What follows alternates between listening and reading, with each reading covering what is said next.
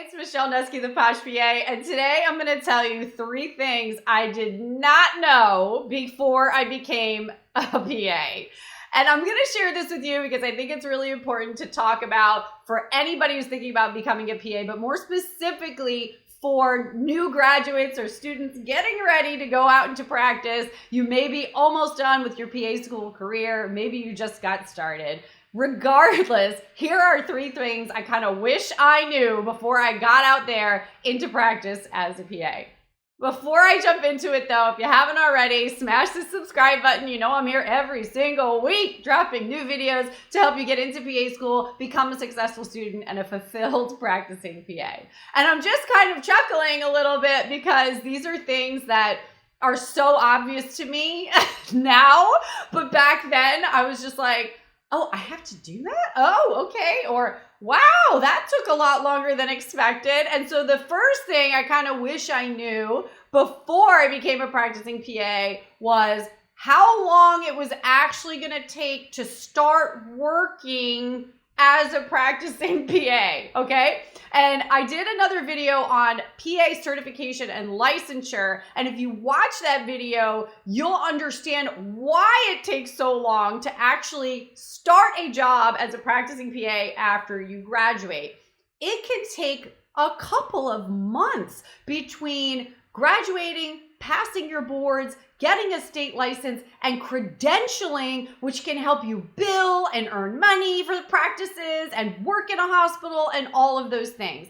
I was not aware that when I was like, yay, I got a job, it would be almost 3 months before I could actually start working and making money at that job. So that was number 1. So be sure to check out that video on licensure and certification because, man, I was not prepared for that wait. I did not budget for that wait. And so that is something you really want to know about before you graduate PA school, before you're looking for a job, and really taking into consideration that time lag that you have there, okay? Number 2 is that in the United States, I did not realize how much influence insurance companies have on patient decisions. I don't know how to word this correctly, but basically, as medical providers and as the healthcare team, our job is to make the best medical decisions possible with our patients, for their best outcome, okay? So a lot of times we will recommend certain treatments or medications or things like that, or maybe we just recommend an evaluation, a laboratory test or a CT scan. And we go ahead and order it thinking the patient's going to get it, no problem. And then here comes the insurance company to say, nope, we're not going to pay for that. We think you should do this test instead. I'm like, whoa. Like, what is happening here? Okay.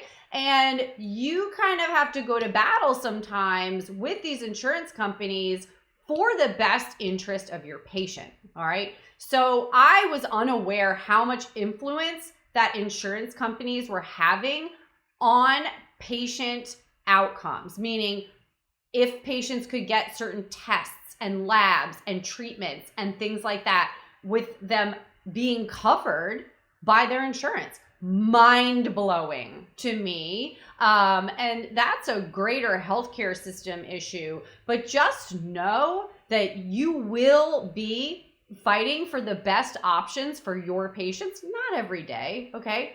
But you will have to stand up for what you believe is the right treatment and the right test for your patient. And if for some reason you're not able to get it, then you need to go with the second best option and really work towards the same outcome for the patient. So I was really ignorant and unaware of that going into practice. And it's something that I think we should all really learn about as we are getting ready to make the change into practice. And then the last thing that seems kind of silly, but it seems obvious, but it's your certification and licensure maintenance requirements. Okay. So yay, you graduate, you take your boards, you pass, you get your license, you're finally credentialed, you're working, and all of a sudden a year later, they're like, this is expiring, or 2 years later, this is expiring. You have to stay on top of all of your licensure and all of the documentation required for that licensure. You also need to stay on top of your continuing medical education requirements, okay? So PAs are required to have 100 hours of continuing medical education during a certain time period to maintain your certification, okay?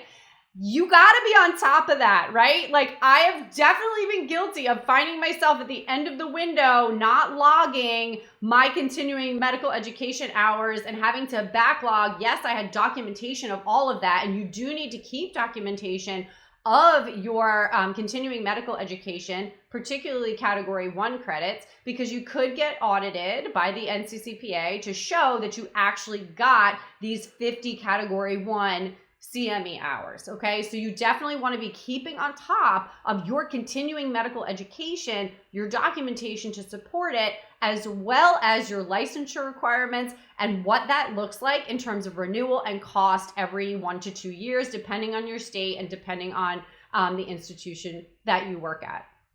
I was unaware of those things, okay? So I think it's important to share what mistakes I made so that you can learn from them going forward. Now, certification maintenance requirements for PAs are very, very clear on the NCCPA website, with recertification exams every 10 years, but certification maintenance requirements every 2 years. So you definitely want to make sure that you know what those requirements are going forward. So top 3 things I wish I would have known. Number 1, how long it takes to actually start working. Number 2, how the influence of insurance companies can impact patient care. And number 3, certification maintenance requirements. Hopefully this video will give you some insight and really kind of inspire you to go learn more about these things so that you're not going to make the same mistakes I did, and you'll know these 3 things before you go into practice.